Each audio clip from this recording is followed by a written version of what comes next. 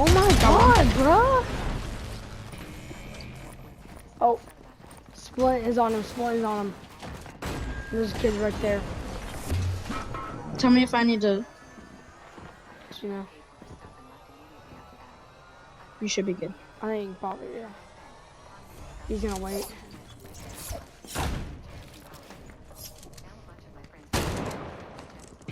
Medkit, medkit. I have a medkit. Yeah, med. Fuck up. If we cook and pull this off, Well, I'm kicking. you're carrying me.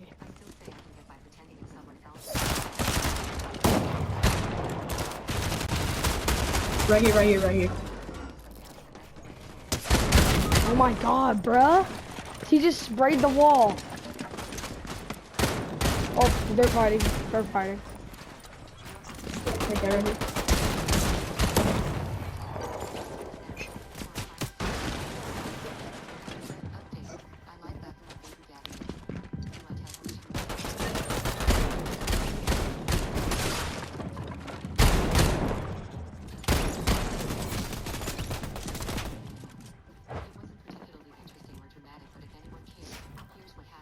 I'm just gonna sit here.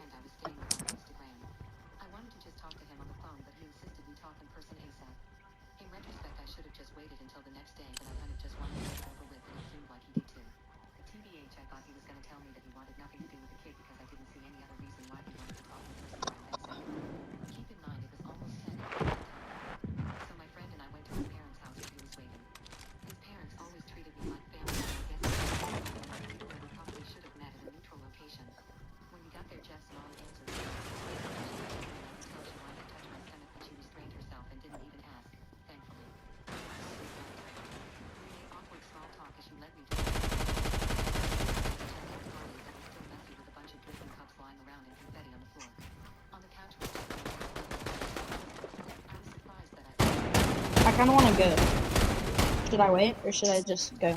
Stay here. If you can sneak out while they're shooting, get the tunnel. Well, I don't know where they are.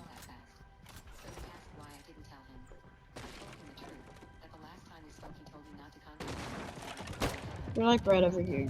I don't.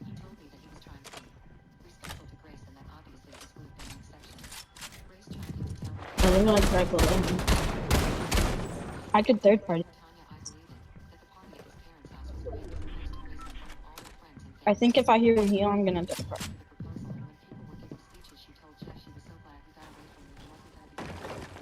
No. Go.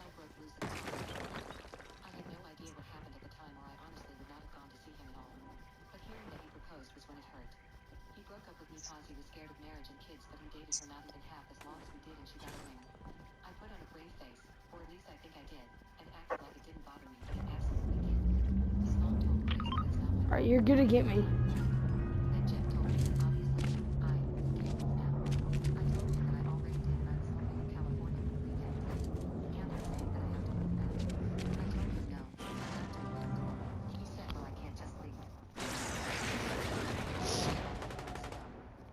I'm just gonna sit here for as long as I need Yeah. until they rotate back. I established residency there a long time ago. California isn't my home anymore and hasn't been for so then he got I was about to got email. up to approach the academy, sent a paycheck once a month and saying this wasn't how it was supposed to happen. I don't really know what he meant by that second part cause he just found out I was pregnant a few hours before, but I assumed he was talking about his life plans. I forced myself to calm down and try to be empathetic. What percentage are you at right now? Worried about this screwing up his plans for the future. Percentage? 19%. You're 90? 19. I planned everything out from finances to childcare when I returned to work to even setting up my baby's college fund. Already. He didn't really Oh say dang. anything. You were I stat. didn't know if he was thinking or just relieved that I had it all handled. I told him he can still get married to Grace and have his own family someday. I promised I wouldn't bother or blame him for anything. My baby will be loved and cared for. Jeff got teary-eyed and told me that I know how he feels about this. He was referring to when he broke up with me and said that he wouldn't love me again. Of course they're right here.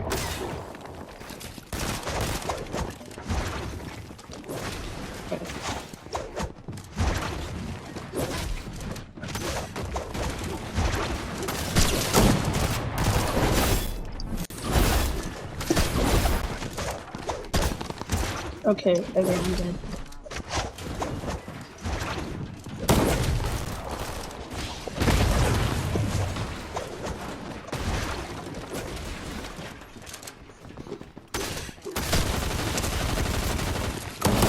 Damn it! I didn't know what to do there. You're good. You're good. You're good. I'm doing awful right now. They're so weird. They were just kept sitting there. I got 2%. Like I thought I could run, and then you got 2%. Yeah. That's better than nothing. That's hopeful. Because that's too much. Jeff didn't say anything to that. All I needed was Maybe hope. it could be an option when he's older and has more independence, but right now it's not happening. Jeff's eyes lit up and he asked, "It's a boy?" I'd been careful not to reveal the gender up until then, but I messed Can up we do there. something else? I nodded and he nervously asked if he could feel the baby. Before I could even respond, Grace let out this loud wail and Can we stormed do off to the something kitchen. else? Jeff apologized to me and then went to go comfort her. His mom excused herself as well as she was still crying. So she left and her husband followed her. I'm gonna go. That left me and my friend awkwardly standing alone in the living room. All You're we heard what? was his mom sniffling in the I'm gonna hallway. go. No, you're not. I'm not. Yeah, you're not gonna leave. Don't eat that. I'm not buying you any pair headset. I'm not eating it. ISS. Winston Vasquez. Alright, well, thanks for carrying me, chat. Oh, I wanna do something else. You said you better get off. You said you're getting off. You said no. I was kidding. Okay, bye. I'm Bye. bored.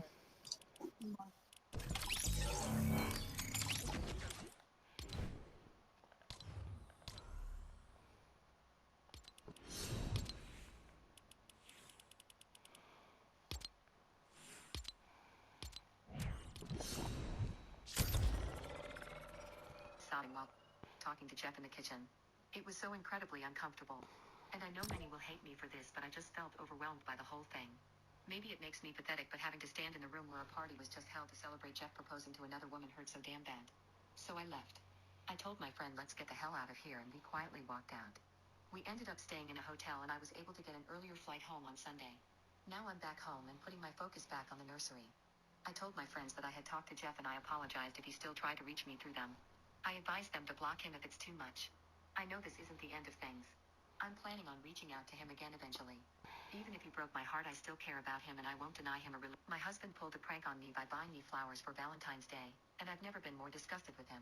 My husband has never been one to show much effort for any special events between us. He forgot my birthday a few years ago, often forgets the date of our anniversary, and just last year he woke up on Valentine's Day confused as to why I had gotten him flowers and chocolates. That's why this year I had enough and I asked him to please put an effort into being a romantic for once. I love gestures of romance and I conveyed this to him as much as possible. I told him I deeply wanted a gesture of love this Valentine's Day. I wanted him to book a nice dinner, give me flowers and chocolates, anything at all just to show me he cares and remembers these things. I also told him that his romantic gesture of picking up autumn garden flowers on his way home from work on my birthday last year does not count. Throughout this entire conversation he looked rather embarrassed of himself and promised to put in effort. This conversation of ours happened about 3 weeks ago, and he spent the next few weeks hyping up the surprise he had in store for me. I couldn't go a single day without hearing "I'm gonna blow your mind so hard you'll end up blowing mine," and other comments about how this was going to be the best Valentine's Day present of all time. I was getting excited myself, thinking that for once my husband was going to really spoil me and make an effort into showing me that he truly loves me. I remember the day before Valentine's I went to bed giddy, no Josh, and I woke up the next morning and headed out for work. Before leaving my husband kissed my cheek and gave me a small box of my favorite chocolate, telling me to get ready for my big surprise. I gushed over what the surprise could be all morning and ate my chocolate during lunch. I remember driving home excited. I ended up getting into a small car crash because I was driving too fast, but thankfully, the damages were so minor the police weren't called and me and the other driver settled it between ourselves. So, when I came home, I rang the doorbell and answered. The sight I saw was beautiful. There was a trail of rose petals scattered on the ground leading me somewhere. My husband held my hand and took me through the first trail which ran upstairs. There I found a note which said, "The surprise is closed." I remember acting like a little girl as I followed the trail downstairs and into the kitchen. Before I entered, my husband told me to close my eyes and I did. I could smell some sort of food and I was getting ready for a romantic dinner. When I opened my eyes, however, I saw in front of me a sink full of dirty dishes and pots and pans with a sign that said "surprise." My husband was laughing his butt off and I ended up crying my eyes out on the spot. He tried to comfort me once he saw how much he hurt me, but I didn't let him and bolted upstairs. He spent the rest of that night as well as this morning apologizing, but I'm not speaking to him. What do I do? My husband pulled a prank on me by buying me flowers from him. Those of you who've actually made love with a friend's mom or dad. Those of you who've actually made love with a friend's mom or dad. Needed a place to stay when I was 18, so my friend's mom said I could move in. Everyone in the house had Andy's TV go to bed early and sent home early. She liked to drink. I liked to game. One night I was bored and went out to the garage where she was drinking and listening to music. We BS for a while and she asked if I wanted to drink. Hell yeah, I did. After I had a couple shots of Coke later, she started to so stupid. I wish someone would stop being a teen with hormones and booze coursing through. She was 47 and had the body of someone in her early 20s. As I rubbed her shoulders, the strap on her nightgown kept falling down, showing her skin. She'd pick it up and let it fall further the next time. Each time I'd let my hands wander a little. After a few minutes, she commented how wonderful it was to turn her back. I don't think any blood was making it past my waist, so I agreed. We went inside. She faced away from me and pulled her gown down to her waist, laid on her stomach. I rubbed her back for a while, and when I was done, I half-jokingly asked if she needed the front done. She said yes, but only if I felt it. I couldn't get a single word out. I was stunned. She rolled over. It was right there for me to play with, so I waited for my brain to reboot and did as I was told. After that massage, things escalated, and she ended up riding me on the couch. That was the first time I made love without protection, and I immediately saw what all the fuss was about. It happened a few more times. Always started with her asking if I wanted a drink. Eventually, I put an end to it because I got back with my girlfriend.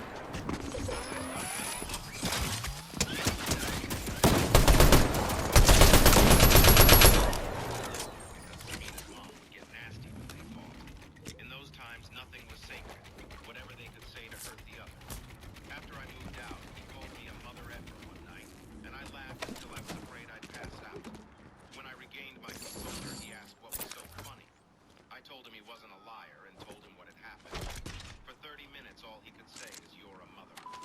Those of you who've actually made love with a friend's mom or dad, needed a place to stay when I was 18. What is the dumbest?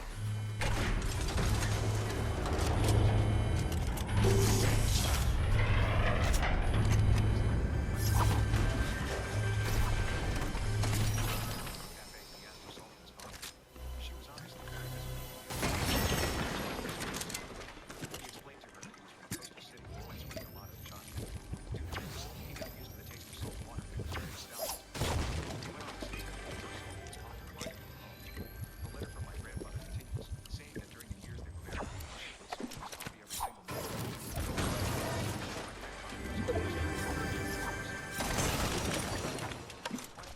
Cursing silently at himself for being so stupid all those years ago. The letter finished with a deep confession from him. My grandfather writes that during their first date in bed, he was so nervous that he asked her